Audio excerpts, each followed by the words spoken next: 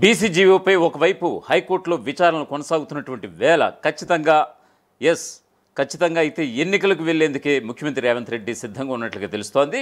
మరొక 2-3 రోజుల్లో ఈ యొక్క ఎన్నికల షెడ్యూల్ కూడా విడుదలయ్యే అవకాశాలు చాలా స్పష్టంగా కనిపిస్తున్నాయి. ఎందుకంటే ఏదైతే బీసీజీఓకు సంబంధించి స్టే ఇవ్వకుండా చట్టపరంగా మీరు ముందుకు వెళ్ళండి అనేటువంటి హైకోర్టు ఇచ్చినటువంటి సూచనతో ప్రభుత్వం అయితే ఇక తగ్గేదిలే అన్నట్లుగా కనిపిస్తోంది.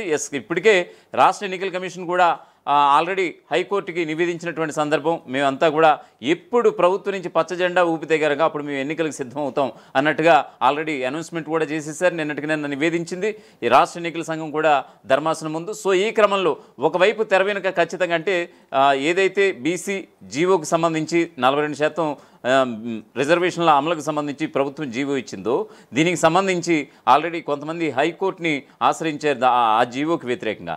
సో ఈ క్రమంలో ఆల్రెడీ నిన్న చూసాం హైకోర్టు ఎలాంటి కీలక వ్యాఖ్యలు చేసిందో. ఒకవైపు గవర్నర్ వద్ద బీసీ బిల్లు పెండింగ్లో ఉన్నటువంటి ఈ నేపథ్యాన మీరు ఉన్న పలంగా ఈ జీవో ఇవ్వడం కరెక్ట్ కాదు, ఇది సరైన సమయం కాదంటూ కూడా హైకోర్టు ఇప్పుడు రాష్ట్ర ప్రభుత్వానికి సూచించినటువంటి సందర్భం. అయితే ఎక్కడ కూడా ఈ జీవోకు సంబంధించి స్టే ఇవ్వలేదు. సో దీన్ని ఆసరాగా చేసుకుని ఇప్పుడు ముఖ్యమంత్రి రేవంత్ రెడ్డి తన దూకుడు ప్రదర్శిస్తున్నారా అని అంటే కనుక ఖచ్చితంగా ఏదైతే తన మనసులో అనుకున్నారో ఖచ్చితంగా ఈ యొక్క ఎలక్షన్స్ అయితే జరపాలనేటువంటి ఒక నిర్ణయానికి అయితే వచ్చేసారట. కాకపోతే ఇప్పుడు దసరా, దీపావళి, బతుకమ్మ వాటెవర్ ఇప్పుడు వరుసగా సెలవులు ఏవైతే ఉన్నాయో ఈ సెలవుల వల్ల ఓటింగ్ శాతం తగ్గే అవకాశాలు ఎక్కడికక్కడ ఉన్నాయి అనేటువంటి అనుమానాలు కూడా వ్యక్తమవుతున్నటువంటి ఈ నేపథ్యాన రాష్ట్ర ఎన్నికల కమిషనర్గా ఉన్నటువంటి వికాస్ రాజ్కి కొన్ని సూచనలు కూడా చేసినట్టుగా తెలుస్తోంది. వరుస సెలవులు కాకుండా ఖచ్చితంగా ఓటింగ్ శాతం పెరిగేలాగా ఖచ్చితంగా అంటే వర్కింగ్ డేస్లో ఖచ్చితంగా ఈ యొక్క పోలింగ్ జరిగితే ప్రభుత్వానికి మైలేజ్ వస్తుంది, ఖచ్చితంగా ఈ పోలింగ్ డేట్స్ ఆ ప్రకారంగా పెట్టాలి అనేటువంటి ఒక సూచన కూడా ఇచ్చారట. సో ఈ క్రమంలో రాష్ట్ర ఎన్నికల కమిషనర్గా ఉన్నటువంటి వికాస్ రాజ్ కూడా ఈ యొక్క పోలింగ్ తేదీలను కూడా ఖరారు చేసినట్లుగా తెలుస్తోంది. ఏదేమైనా సరే 2-3 రోజుల్లో ఎన్నికల షెడ్యూల్ జరిపే విధంగా రాష్ట్ర ప్రభుత్వం అయితే సమాయత్తమవుతున్నట్లుగా తెలుస్తోంది. ఆల్రెడీ పోలింగ్ తేదీలపై కూడా రాష్ట్ర ఎన్నికల కమిషనర్ కూడా ఒక సిద్ధంగా చేసుకున్నట్లుగా తెలుస్తోంది. మరొక వైపు మొత్తం ఈ ఎన్నికలు 3 దశల్లో నిర్వహించాలి అనేటువంటి ఒక ప్రతిపాదన కూడా పెట్టినట్లుగా తెలుస్తుంది. సో దీనికి ఆమోద ముద్ర కూడా మొత్తం అందరూ వేసినట్లుగా తెలుస్తుంది. దీనికి సంబంధించినటువంటి ఒక పూర్తి అప్డేట్స్ చూద్దాం. స్థానిక సంస్థల ఎన్నికల విషయంలో ముందుకు వెళ్లాలని రాష్ట్ర ప్రభుత్వం యోచిస్తోంది. బీసీ రిజర్వేషన్లను సవాల్ చేస్తూ దాఖలైనటువంటి పిటిషన్ విషయంలో జీవోపై స్టే ఇవ్వకుండా చట్ట ప్రకారం ముందుకు వెళ్లాలని న్యాయస్థానం పేర్కొన్నటువంటి ఈ నేపథ్యాన ఎన్నికల షెడ్యూల్ విడుదలకి రాష్ట్ర ప్రభుత్వం మొగ్గు చూపుతున్నట్లుగా తెలుస్తోంది. ఆదివారం అంటే ఇవాళ న్యాయ నిపుణులతో చర్చించి ముందుకు వెళ్లాలని కూడా భావిస్తోంది. దాంతో నేడో రేపో స్థానిక సంస్థల ఎన్నికల షెడ్యూల్ విడుదలయ్యే అవకాశాలు కనిపిస్తున్నాయి. మరొకవైపు రాష్ట్ర ఎన్నికల సంఘం స్థానిక సంస్థల ఎన్నికల కోసం కసరత్తును ముమ్మరం చేసింది. ప్రభుత్వం పచ్చ జెండా ఊపగానే ఎన్నికలకు ఈసీ షెడ్యూల్ విడుదల చేస్తుంది. మరొకవైపు రిజర్వేషన్ల ఖరారు ప్రక్రియ కూడా ఊపందుకుంది. తాజాగా జిల్లా పరిషత్ చైర్పర్సన్స్ రిజర్వేషన్లు కూడా ఖరారు చేశారు. బీసీలకి అంటే ఓవరాల్గా జెడ్పీ పీఠాలు రాష్ట్ర వ్యాప్తంగా 33 జిల్లాల్లో 31 జెడ్పీ పీఠాలు ఉంటే బీసీలకి 13 జిల్లా పరిషత్ చైర్పర్సన్ పోస్టులను కూడా కేటాయించారు. ఈ మేరకు శనివారం గెజెట్ నోటిఫికేషన్ కూడా జారీ చేసింది తెలంగాణ సర్కార్. ఇక ఎస్టీలకు 4, ఎస్సీలకు 6 స్థానాలు కేటాయించారు. ఇక జనరల్కు 8 అయితే ఉన్నాయి. ఈ మేరకు తెలంగాణ పంచాయతీరాజ్ డైరెక్టర్ అలాగే state election authority doctor G Srujana ఉత్తర్వులు సైతం ఇచ్చారు. జయశంకర్ భూపాలపల్లి, కరీంనగర్, కుమరంభీం ఆసిఫాబాద్, నిర్మల్, సిద్దిపేట, సూర్యాపేట్, వికారాబాద్ జిల్లాలు బీసీ కేటాయించగా మహబూబ్నగర్, మంచిర్యాల, నాగర్ కర్నూల్, నిజామాబాద్, వనపర్తి, యాదాద్రి భువనగిరి ఇలాగ బీసీ మహిళలు కేటాయించారు. అలాగే ఆదిలాబాద్, జగిత్యాల, నారాయణపేట్, పెద్దపల్లి జిల్లాలను మహిళలకు, భద్రాద్రి కొత్తగూడెం, కామారెడ్డి, మహబూబాబాద్, మెదక్ జిల్లాలు అన్రిజర్వ్డ్ పురుషులు లేదా స్త్రీలకు కేటాయించారు. ములుగు అలాగే నల్గొండ జిల్లాలు ఎస్టీ మహిళలకి, ఖమ్మం, వరంగల్ ఎస్టీ పురుషుడు లేదా స్త్రీలకు, అలాగే హనుమకొండ, జనగామ, రంగారెడ్డి జిల్లాలు ఎస్సీ మహిళలకి, అలాగే జోగులాంబ, గద్వాల్, రాజన్న సిరిసిల్ల, సంగారెడ్డి జిల్లాలకు సంబంధించి ఎస్సీ పురుషుడు లేదా స్త్రీలకు కేటాయించడం జరిగింది. ఇక దసరా, దీపావళి పండుగలు వాటికి సంబంధించినటువంటి వరుస సెలవులను పరిగణలోకి తీసుకుని పోలింగ్ తేదీలు ఖరారు చేయాలని రాష్ట్ర ఎన్నికల సంఘం నిర్ణయించింది. ఓటింగ్ శాతంపై సెలవుల ప్రభావం ఎలా ఉంటుందనేటువంటి అంశంపైన ఉన్నతాధికారులు లోతుగా చర్చించారట. అత్యధిక సంఖ్యలో ఓటింగ్లో పాల్గొనేలా ఎన్నికల తేదీలను ఖరారు చేయాలనే నిర్ణయానికి వచ్చినట్లుగా తెలుస్తోంది. స్థానిక సంస్థల ఎన్నికల నిర్వహణపై రాష్ట్ర ఎన్నికల సంఘం శనివారం కీలక సమావేశం కూడా నిర్వహించింది. ఎన్నికల కమిషనర్ రాణి కుముదిని, అలాగే ప్రభుత్వ ప్రధాన కార్యదర్శి రామకృష్ణారావు, అలాగే డీజీపీ జితేందర్, ఆర్థిక శాఖ ముఖ్య కార్యదర్శి సందీప్ కుమార్ సుల్తానియా, అలాగే పంచాయతీరాజ్ శాఖ ముఖ్య కార్యదర్శి ఎన్ శ్రీధర్ కూడా హాజరయ్యారు నిన్నటి మీటింగ్కి. మొత్తానికి బీసీలకు 42% రిజర్వేషన్లు పెంచుతూ ప్రభుత్వం జారీ చేసినటువంటి జీవోకు వ్యతిరేకంగా న్యాయపరమైన సమస్యలు సృష్టించి బలహీన వర్గాల నోటికాడ ముద్ద లాగొద్దని ఇటు బీసీ సంక్షేమం అలాగే రవాణా శాఖ మంత్రిగా ఉన్నటువంటి పొన్నం ప్రభాకర్ కోరారు.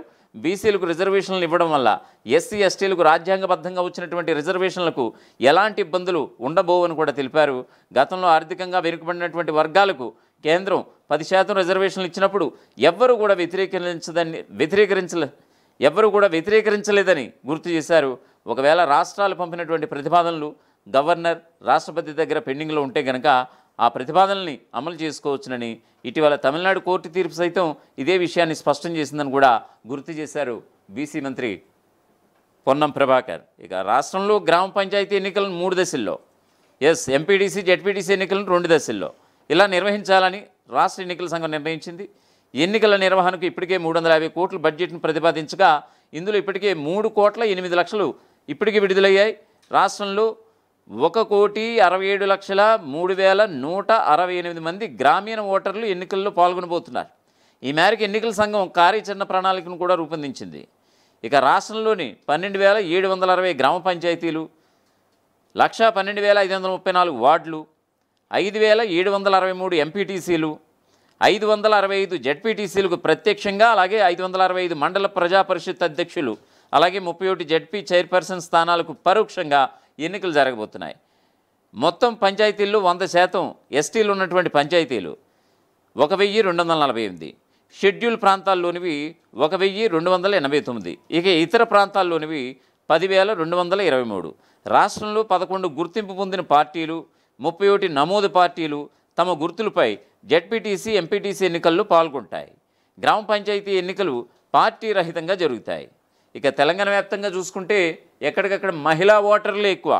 తెలంగాణ గ్రామీణ ప్రాంతాల్లోని మొత్తం 1,67,03,168 మంది ఓటర్లలో సుమారుగా 85,36,770 మంది మహిళలు, 81,65,894 మంది పురుషులు, 504 మంది ఇతరులు ఉన్నట్టుగా రాష్ట్ర ఎన్నికల సంఘం అయితే గణాంకాలతో సైతంగా చెప్తున్నటువంటి పరిస్థితి. ఇక రాష్ట్రంలో ఎంపీటీసీ, జెడ్పీటీసీ ఎన్నికల కోసం మొత్తం 31,377 పోలింగ్ కేంద్రాలను కూడా ఏర్పాటు చేశారు. ఇందులో 8,123 సమస్యాత్మక, 8,113 అతి సున్నిత, 515 అత్యంత సున్నితమైనవిగా గుర్తించారు. ఇక 1,12,720 పంచాయతీ పోలింగ్ కేంద్రాల్లో 19,774 సమస్యాత్మకం, 21,093 అతి సున్నితం, అలాగే 2,324 అత్యంత సున్నితమైనవిగా పోలింగ్ కేంద్రాలను గుర్తించడం జరిగింది. ఇక బ్యాలెట్ బాక్స్ విషయానికి వస్తే కనుక ఎంపీటీసీ, జెడ్పీటీసీ ఎన్నికల నిర్వహణకు 37,652, పంచాయతీ ఎన్నికలకు 1,35,224 బ్యాలెట్ బాక్సులు అవసరం కాగా ఇప్పటికే 1,18,547 బ్యాలెట్ బాక్సులు సిద్ధం చేసింది ఎన్నికల సంఘం. ఇక ఎన్నికల సిబ్బంది విషయానికి వస్తే రాష్ట్ర వ్యాప్తంగా జెడ్పీటీసీ ఎన్నికల నిర్వహణకు 651 మంది, ఎంపీటీసీ ఎన్నికల నిర్వహణకు 2,337 మంది ఆర్ఓలు, అలాగే 2,340 మంది ఏఆర్ఓలు, అలాగే 39,533 మంది ప్రిసైడింగ్ ఆఫీసర్స్, అలాగే 1,58,725 మంది ఇతర సిబ్బంది పాల్గొనబోతున్నట్లుగా తెలుస్తోంది. ఇక గ్రామ పంచాయతీ ఎన్నికల్లో 4,956 మంది ఆర్ఓ, అలాగే మొదటి దశ, అలాగే 14,407 మంది ఆర్ఓ రెండో దశ, 79,798 మంది ప్రిసైడింగ్ అధికారులు, అలాగే 103,318 మంది ఇతర సిబ్బంది పాల్గొంటారని కూడా ప్రభుత్వ అధికారులు చెప్తున్నటువంటి పరిస్థితి. ఎన్నికల దశలు ఎలా ఉండబోతున్నాయి అనేది కూడా చెప్పే ప్రయత్నం చేస్తాను. పంచాయతీ ఎన్నికలు మొదటి దశలో 41 మండలాల్లోని 1,098 చోట్ల జరగబోతున్నాయి. ఇక్కడ 9,324 వార్డులు ఉన్నాయి. ఇక రెండో దశలో 272 మండలాల్లోని 5,910 గ్రామాల్లో నిర్వహిస్తారు. 52,190 వార్డులు ఉన్నాయి ఇక్కడ. ఇక మూడో దశలో 252 మండలాల్లో 5,752 గ్రామాల్లో చేపడుతున్నారు. ఇక్కడ మొత్తం 51,020 వార్డులు ఉన్నాయి. ఇక మొదటి దశలో 290 జెడ్పీటీసీలు, అలాగే 2,977 ఎంపీటీసీలు, ఇక రెండో దశలో 275 జెడ్పీటీసీలు, అలాగే 2,786 ఎంపీటీసీల్లో ఎన్నికలు జరగబోతున్నాయి. మొత్తానికి ఏదైతే బీసీ జీవోకు వ్యతిరేకంగా నిన్నటికి నిన్న కొన్ని గంటల క్రితం హైకోర్టులో విచారణ ప్రారంభమైంది, విచారణ చేపట్టింది. సో ఈ క్రమంలో ఎక్కడ కూడా జీవోకు సంబంధించి స్టే ఇవ్వలేదు. చట్టపరంగా మీరు ముందుకు వెళ్ళండి, అవసరమైతే ఎన్నికలను వాయిదా వేసుకోండి, కోర్టు జోక్యం చేసుకోకూడదనుకుంటే గనక మీ దగ్గర ఉన్నటువంటి అభిప్రాయాలు ఏమిటో ఖచ్చితంగా చెప్పాలంటూ కూడా ప్రభుత్వానికి ఒక టైం ఫ్రేమ్ కూడా పెట్టి ఆదేశాలు జారీ చేసినటువంటి సందర్భం కనిపించింది.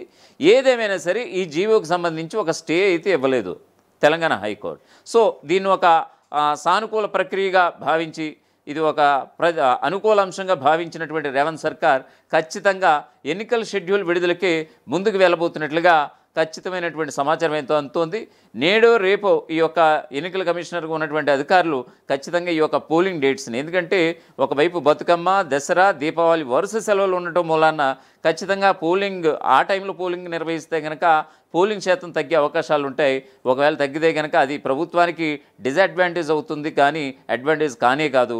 సో ఈ క్రమంలో ఈ సెలవులు కాని టైంలో ఏదైతే వర్కింగ్ డేస్ ఉంటాయో ఆ వర్కింగ్ డేస్లో ఖచ్చితంగా పోలింగ్ పెడితే బాగుంటుంది స్థానిక సంస్థల ఎన్నికలకు సంబంధించినటువంటి ఆలోచనలో ఆల్రెడీ సీఎం రేవంత్ ఉన్నట్లుగా ఈ మేరకు ఎన్నికల కమిషనర్గా ఉన్నటువంటి అధికారులుగా ఉన్నటువంటి వాళ్ళందరికీ కూడా ఈ విషయాన్ని చేరవేసినట్టుగా, ఇప్పటికే పోలింగ్ తేదీలు ఆ మేరకి ఖరారు చేసినట్లుగా కూడా తెలుస్తోంది.